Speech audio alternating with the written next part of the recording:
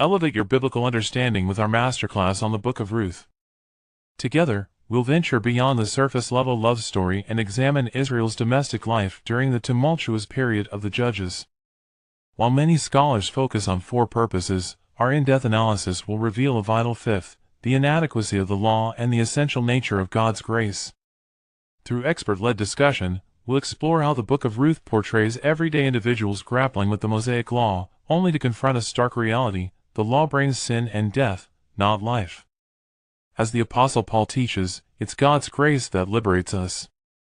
Don't miss this chance to delve into the profound insights concealed within this ancient narrative. Join us for a masterclass that will transform your perspective. Reserve your spot now. Hey there, friends. Today we're diving into the Book of Ruth, which is often seen as a simple fairy tale love story. But guess what? There's so much more to it than meets the eye. The Book of Ruth gives us a glimpse into the domestic life of Israel during the chaotic period of the Judges. Many teachers stop there, but let's dig deeper. Scholars generally agree on four main purposes of the book. 1. Showing faith and godliness in a time of apostasy. 2. Illustrating the concept of the kinsman redeemer. 3. Demonstrating that God's grace in the Old Testament includes the Gentiles. And 4. Tracing David's ancestry back to Judah, placing him in the line of the Messiah. But hold on, because there's a fifth purpose that's often overlooked, but very important. Remember, the Book of Ruth shows us life under Mosaic Law during the tabernacle years, before the temple in the days of the kings. This was a time when everyone did what was right in their own eyes, Judges 21, verse 25. While much of Bible study focuses on the New Testament and the temple, with all its regulations and authorities, the Book of Ruth shows everyday people taking responsibility for obeying the law themselves. No religious officials are involved, just tribal leaders and individuals. This personal accountability reveals a heartfelt devotion to following the Mosaic Law by the main characters. But even with this devotion, they faced a problem.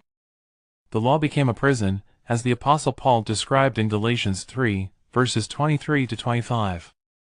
The law could lead them to solutions for current problems, but it could not lead them to life. As the Apostle Paul said in Romans 8, verse 2, Mosaic law is the law of sin and death. So the important fifth purpose of the Book of Ruth is 5. Illustrating that obedience to the law still leads to sin and death. It is God's grace that is required for life. In other words, where the law fails, grace prevails. Next, the historical background and time period of the book is given in Ruth chapter 1, verse 1, in the days of the Judges. The Book of the Judges is a commentary on the nature and characteristics of spiritual apostasy.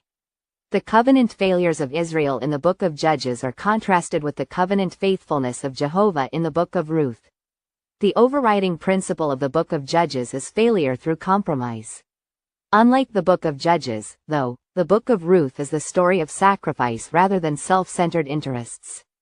So, we know the Book of Ruth takes place during the time of the Book of Judges. But determining the historical time period of the Book of Ruth within the Book of Judges is difficult. Because Ruth chapter 1 presents a time period of a famine in the land of Judah, some scholars have placed the time of Ruth as in the days of Gideon, Judges chapter 6, verses 3 and 4. However, famines are common in Judah throughout the history of the Old Testament. For example, Abraham, Isaac, and Jacob all faced famines while living in the southern wilderness and Negev, which later became part of the allocation of land to the tribe of Judah. Famines were always a part of life in the land of Judah until modern irrigation techniques alleviated the problem. So determining the time period by a famine is not possible. Continuing the historical time period, some scholars have tried to date the time period of the Book of Ruth by the good relationship with the people of Moab.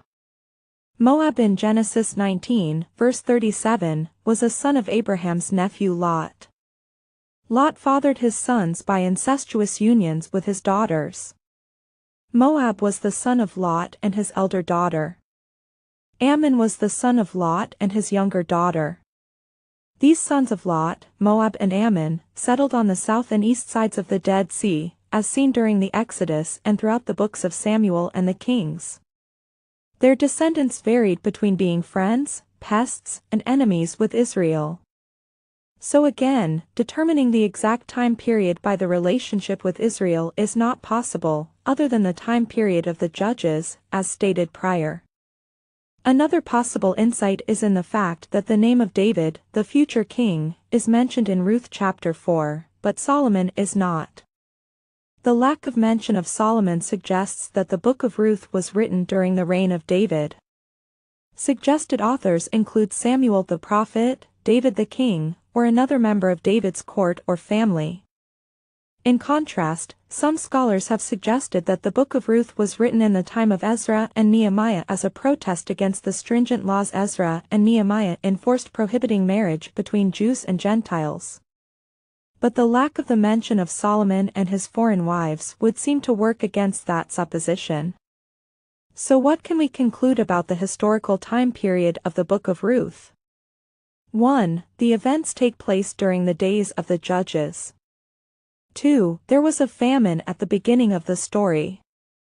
3. The people of Moab were favorable to Israelites at the beginning of the story. And 4. Ruth was an actual Old Testament character in the genealogy of David. Now, let's talk about Ruth herself. The book is named after Ruth the Moabitess. The meaning of her name is uncertain. Some say it means friend, others suggest rose. We don't know. But regardless of what her name means, what is clear is that Ruth's purity and faithfulness are very important to the Messianic line. She is worthy of a royal title, not because of her nationality or behavior, but because she was chosen by Jehovah to fulfill his work in establishing the people of God. The Book of Ruth is also historically significant in the Hebrew Bible and Jewish worship.